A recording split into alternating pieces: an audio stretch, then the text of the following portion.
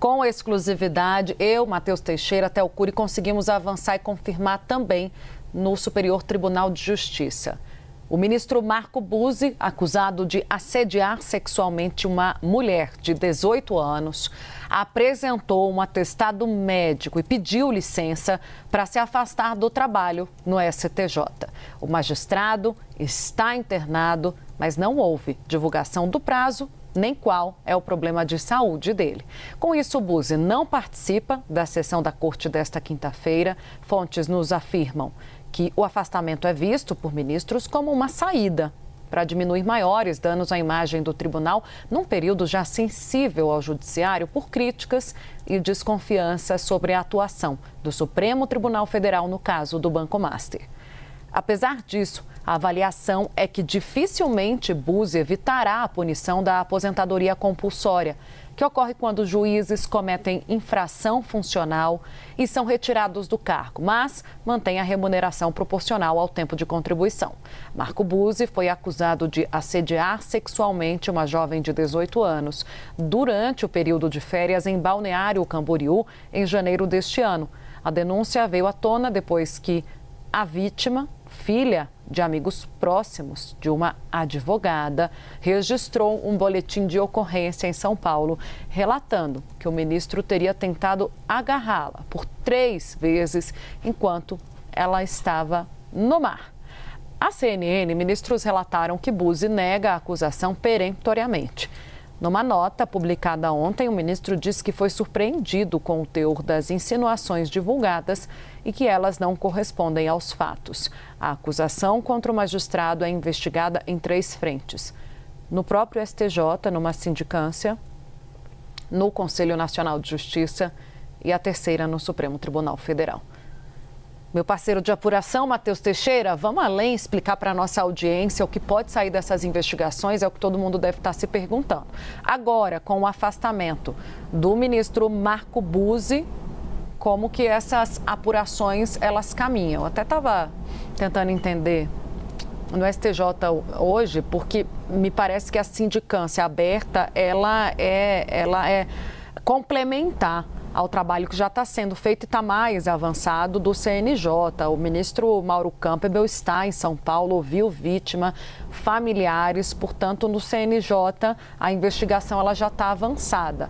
A sindicância, esse grupo, os 3 ministros sorteados ontem, ainda vão definir os procedimentos, Matheus Teixeira. Mas explica para a nossa audiência a diferença do CNJ e do STJ nessa apuração para o que vai ser conduzido pelo ministro Cássio Nunes no Supremo Tribunal Federal. Pois é, Tainá, é uma questão complexa e há uma sobreposição, de fato, de investigações que não está bem claro como que isso vai ficar ali para frente quando a gente se encaminhar para a reta final ali, para ver se vai ter uma punição, uma absolvição e como isso vai ficar. Num contexto comum do judiciário, o CNJ tem sim a palavra final. Os tribunais, quando tem alguma acusação contra um integrante, seja um juiz, desembargador, que não seja o STJ, né, um tribunal de segunda instância ou primeira instância, de fato o tribunal se debruça sobre o caso e pode determinar o próprio tribunal o afastamento daquele integrante da corte. Mas o CNJ tem a palavra final. O CNJ é o órgão que determina e que monitora todo o funcionamento do judiciário no país, e a tendência é que a palavra final fique sim no CNJ, mas o STJ também, como uma forma de se preservar e de atenuar os danos à imagem que isso vem causando, também resolveu atuar,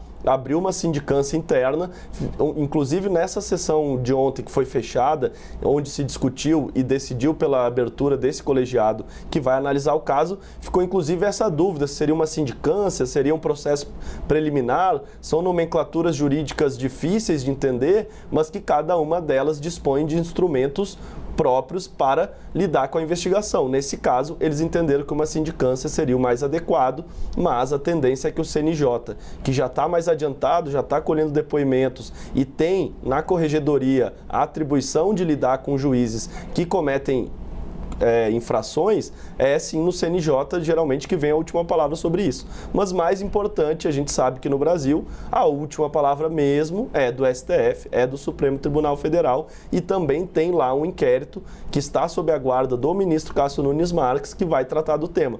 Portanto, são 3 frentes diferentes de investigação. Não está muito claro qual deve acabar primeiro, qual vai avançar e em qual delas que deve vir a punição e se vai haver uma sobreposição ou não. Mas são 3 órgãos muito relevantes de cúpula que estão debruçados sobre o caso e vão colher os depoimentos, vão seguir o rito tradicional de uma investigação para lá na frente dizer se de fato houve o assédio, a importunação sexual, que foi o crime que esse colegiado do STJ enquadrou o ministro, ou não. Se ele é inocente, que na verdade foi uma acusação infundada.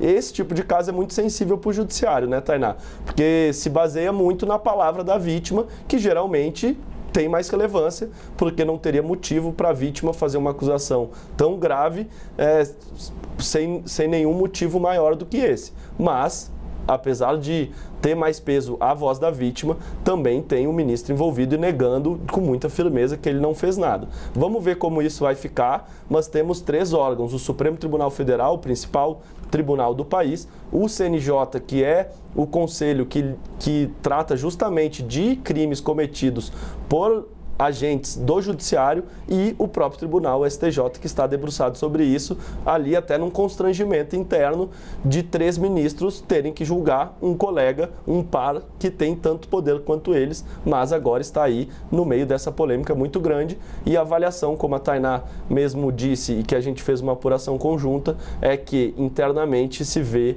como muito difícil a situação do ministro e muito improvável que chegue ao fim e ele não tenha nenhum tipo de punição.